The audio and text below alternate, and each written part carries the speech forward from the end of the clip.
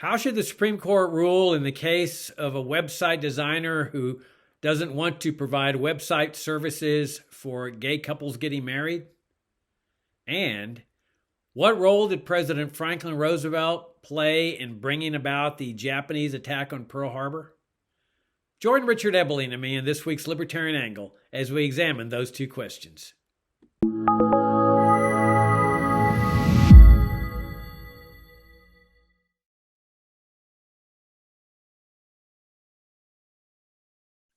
Hi, I'm Jacob Hornberger, president of the Future of Freedom Foundation, and this is this week's Libertarian Angle, the show that brings you all the principled, uncompromising case for the libertarian philosophy. If you're new to FFF, come and visit us at fff.org for 33 years of principled, uncompromising perspectives on liberty, including some early articles back in 1990 by my co-host, Richard Ebeling, professor of economics at the Citadel. Richard, good to see you again. Good to see you, and reminding all the viewers and listeners of how long we've been around. Yeah, sorry to do that to you. I know you were trying to keep that a secret. Can you talk a little louder, Sonny? Yeah. Well, if you haven't yet made an end of year donation to us, and we're getting a lot of donations in, thank you all very much. You've kept us going all these years, and if you haven't yet made a donation, I hope you'll consider doing so. That we can't do it without those of you that help us out in a bigger way, and you can donate there at fff.org. Just click on the donate button. So, Richard, I want to talk about this Supreme Court case that involves a company called 303 Creative or 303 Creation. I forget which one it is. I think it's 303 Creative. But first of all, I think we ought to acknowledge that this is December 7th, the anniversary of the attack on Pearl Harbor. And we have written on this subject for many, many years, probably from our first year. We had our book, The Failure of America's Foreign Wars. Yes, in fact, for our viewers. Okay. Off screen for a second. See? Okay, there you go. All right, that was one of our earliest books, and it's timeless. It's just as good today as it was back when we published it in the 1990s. And that book has a lot of perspectives on Pearl Harbor. And of course, there's been a lot of controversy over the years as to whether Roosevelt knew that attack was coming and turned a blind eye, turned away for it. But I don't think there's any reasonable doubt, Richard, that Roosevelt wanted the Japanese to attack. I mean, that was what all his maneuverings were designed to do with respect to the oil embargo on Japan. He felt it was important to get involved in World War II. Many Roosevelt apologists even say that it was lucky that he did it, that he had this foresight as a statesman to provoke Japan into attacking at Pearl Harbor. I don't buy that at all. I think we live in a country, we're supposed to live in a country where the will of the people prevails, and the overwhelming sentiment was against entering into World War II. People had enough of these foreign wars with World War I. And Roosevelt knew that he could never get a declaration of war from Congress. And this was when, of course, presidents were still honoring the constitutional requirement of a congressional declaration of war. So Roosevelt had to maneuver and scheme to get that declaration of war. And he knew the only way he could do that was if he could provoke Germany into attacking.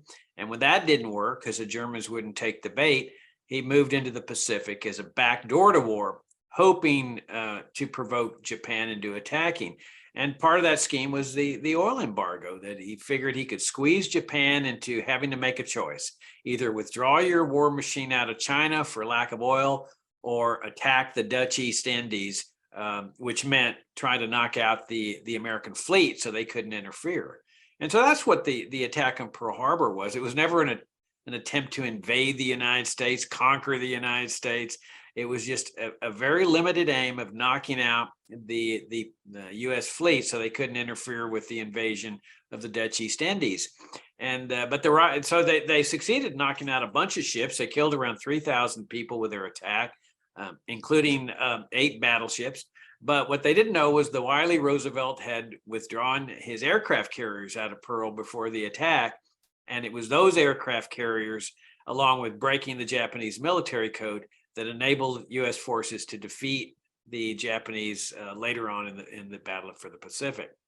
So let me let you have some perspectives on that, and then we'll move over to the other case, to the case before the Supreme Court. Yeah, I would just reiterate is that for a long time, what some critics of Roosevelt used to call the court historians, that is, those historians would empathetically attempt to explain and justify Roosevelt's policies leading up to the Japanese attack on Pearl Harbor, that these sort of administration supporting historians would say, you know, Roosevelt did not want to draw us into war. He was trying to avoid war. That's why he was in negotiations with the Japanese up until the last minute in Washington, D.C. And then this unprovoked, unknown, unjustifiable attack, a surprise attack was made on December 7th, 1941, local Honolulu time at 7:55 in the morning, when the first wave of Japanese planes flew over Oahu and proceeded to start bombing the ships in Pearl Harbor Bay. Now, even they, as the post years went by, partly under the criticisms of those who were questioning this court's interpretation of what went on, but just to finally the admission that, you know, the time had passed enough that you could sort of be more telling the truth, is that Roosevelt believed that the United States had to enter the Second World War. He wanted the primary focus to be Europe, which he considered the more serious arena than the Pacific per se, but that he felt that America was going to have to join in the war against the Axis powers, and that his actions in the Atlantic with destroyers that were proceeding to follow German U-boats and send signals about their locations to British ships. He hoped that would provoke an incident between U.S. military vessels and Germany that would justify declaring war against Germany. When the Germans would really not take the bait on that, he then turned his attention to the Pacific. Now, it's been very controversial. Did Roosevelt know that the Japanese were planning an attack on Pearl Harbor? Did he think that it might just be an attack against the British in Southeast Asia, Malaya, the Dutch in Indonesia, maybe an attempt to seize the Philippines, which was a U.S. territory at that time? But separate from that, it was clear that his actions were putting the Japanese into a corner. The oil embargo, the freeze on selling scrap metal to the Japanese, the U.S. pressuring the Dutch, who were the colonial power in what today we call Indonesia, to not sell oil to the Japanese. All was setting up a situation in the late summer and into the autumn of 1941, where the Japanese estimated that they had oil reserves for approximately 8 or 9 months.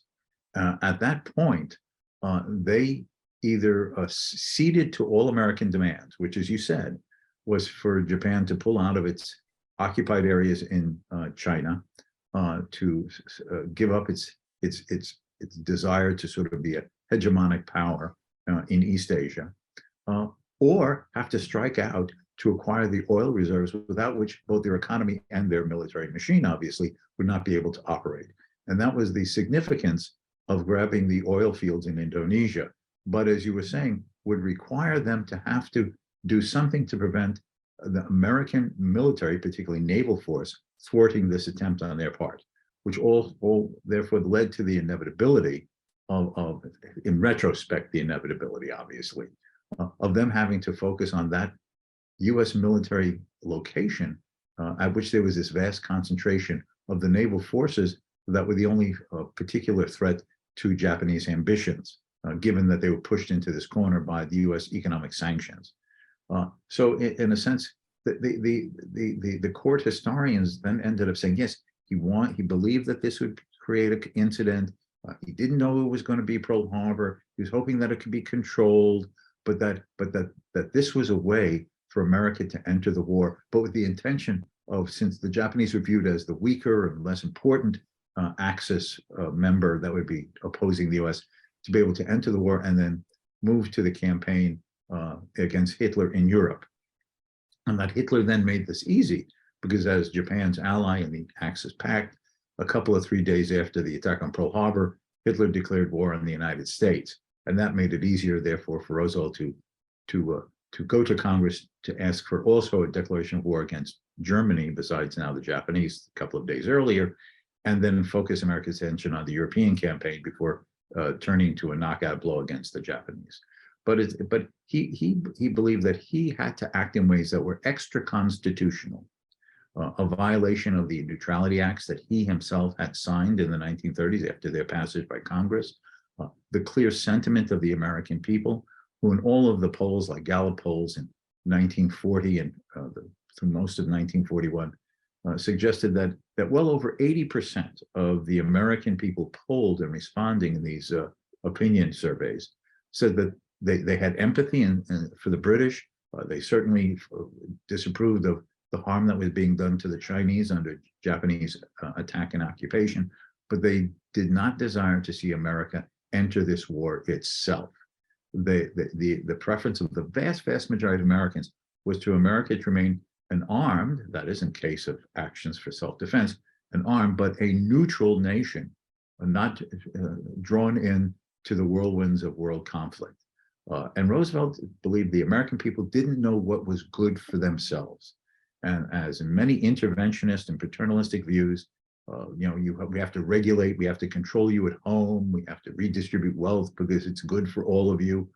He had the same mentality that he and those who were his advisors knew better than the American people what a global crisis required.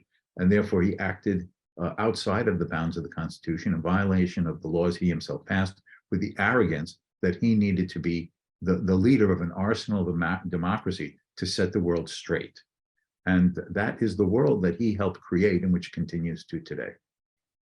Yeah, and the fact that he was playing into this sentiment, he knew what the sentiment was, is reflected by what he was saying in his reelection campaign in 40, where he told audiences, I've said it again and again and again, your boys are never going to be sent into foreign wars, because he knew that's what would get him the votes. If he told the truth that he was really trying to get into the war, he may have lost his bid for reelection. So he had to play to that sentiment and lying in the process. All right, Richard, let's go to the 303 Creative case. It's actually called 303 Creative versus Alennis. And it's sort of a follow-up to the Bake Shop case that was decided 2 or 3 years ago by the Supreme Court. But in this case, it deals with Colorado's public accommodations law, which prohibits any business that offers its services or its merchandise to the public to not discriminate on the basis of race, color, creed, sexual orientation, and I think national origin as well. And so 303 Creative is a company that makes websites for wedding couples that are going to get married. And they decided that they don't want to create a website for gay people who are getting married. And what's interesting, it seems to me, and I may be getting it wrong, but I don't think they're raising religious principles here. I think they're raising only the First Amendment principle of freedom of speech. They're saying that their right of free speech entitles them not to, or to create whatever websites they want and to effectively discriminate against people that they don't want to create websites for, namely gays. So the case is going to reach the Supreme Court. And my take on this, Richard, is that really this whole freedom of expression, First Amendment, and so forth, really has nothing to do with what's going on here. And by moving in that direction, the mainstream commentators, the litigants themselves, the Supreme Court gets involved in all kinds of just convoluted, confused thinking that really it's difficult to find a consistent thread through. It turns out to be really just an arbitrary decision as to, well, is this freedom of expression or is it not freedom of expression? To me, this entire case should be turning on the principle and the right of private property. I mean, private property is as fundamental a right as free speech or freedom of religion and any other of these fundamental natural God-given rights. This business belongs to 303 Creative. It is a privately owned business. Now, we all, I think, everybody would agree that a person's home is his castle, that's privately owned. He can discriminate against anyone he wants. If he has a private dinner party where he invites 500 people to his home and says, I'm not going to invite blacks, gays, Jews, Catholics, because I don't like them, everyone would agree he's got the right to do that. Why? Because it's his property. It's his home. He has a right to run it the way he wants. Well, for me, a person's business is no different than that. Now, the courts have gone off on, and the legislatures and Congress have gone off on this notion, well, if you open your business to the public, that means that you're subjecting yourself to state control. Well, I don't buy that at all. I mean, either a right is a right or it's not. And if it's subject to state control, then it's not a right, it's a privilege. And I continue to contend that private property, private ownership of property is a right. So if somebody opens a business, why shouldn't he be able to treat it the same way he does his home? He says, look, I'm going to sell to the general public minus this section of the general public. I don't like Catholics, so I'm only going to sell to everybody except Catholics. Why isn't that as sacred as saying I'm not going to let Catholics into my home? It's his business. And as we've long argued, let the market decide these things. You know, we had this situation, or do have the situation, in the area of country clubs. Country clubs, a lot of people may not realize, have the right to discriminate against anybody on the basis of race, color, religion, creed, and so forth. And what has caused them to open up to Jews and other people they've traditionally discriminated against is social ostracism. And why isn't that a better method than state coercion? That if a business is saying, well, we're not going to sell to Catholics or Jews or gays or Catholics, then let the market decide that. If they start losing market share because people are boycotting them and ostracizing them, that's a much better way to nudge them to proper behavior than it is state coercion. So that's my take, Richard, is that 303 Creative's got the right to decide for itself how to run its own business because it owns its business. Well, I'll just add that a slant on that is that, you know, they can say they may say that an enterprise is a public accommodation. It's not like your private home. So I may exclude people I don't like. And do we not invite people based upon our own prejudices? And I'm using prejudice in the generic sense of who you like, who you share beliefs with, whose company you enjoy. We don't open our house to random people visiting us or coming to dinner. We discriminate. Discriminate is just another word for choosing. Now, we may disagree with the benchmarks or the standards by which some people make their choices, their discriminating decisions, but we take for granted that people discriminate all the time. You're wearing a blue shirt.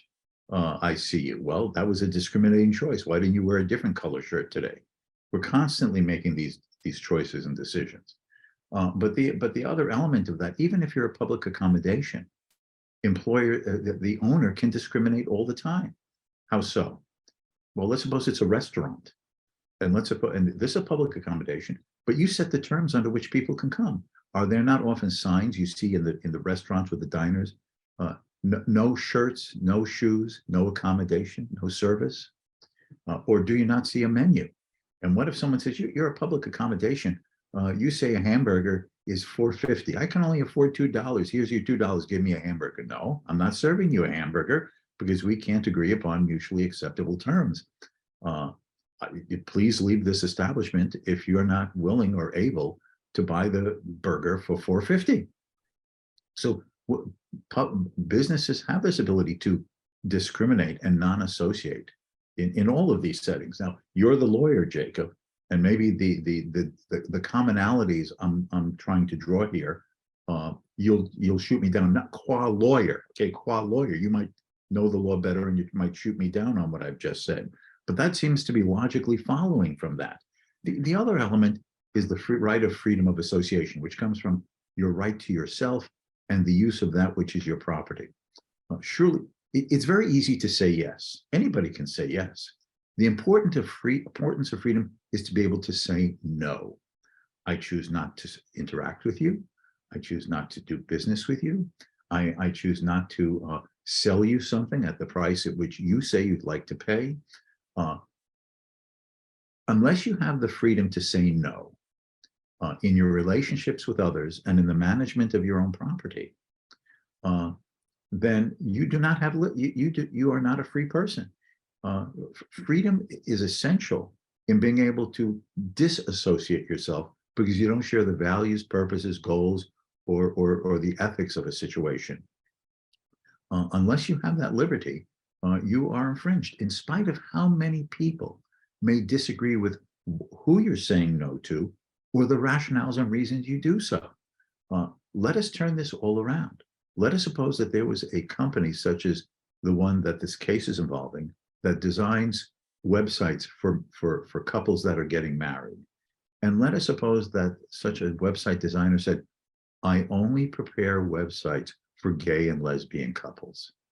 I refuse. I believe so strongly in cultivating, fostering, supporting, ethically considering right, the freedom of human marriage, regardless of gender, that I will not, as a protest against those who don't agree with me, I will not do websites for straight couples. How would the courts respond to that? How would these critics of this company respond to it in the op-ed pages of all these newspapers and online blogs? I can assure you that there was a, well, you know, suddenly when the shoe was on the other foot, guess what would happen? So this has nothing to do with principles or rights. It has to do with, dare I say, prejudice. You don't like a person who doesn't share your values. And rather than practice the principle of a free society, I'm okay, you're okay, as long as I don't use force or fraud to impose my values and actions on you. You go your way, I go mine, and we look for those opportunities when we can mutually benefit. And if not, we go our separate ways. They don't want to accept that. It's either my values or no values. Yeah, absolutely. And I think it's important to address the notion of segregation, that there was a reason why segregation was bound up with the law, with the whole legal system.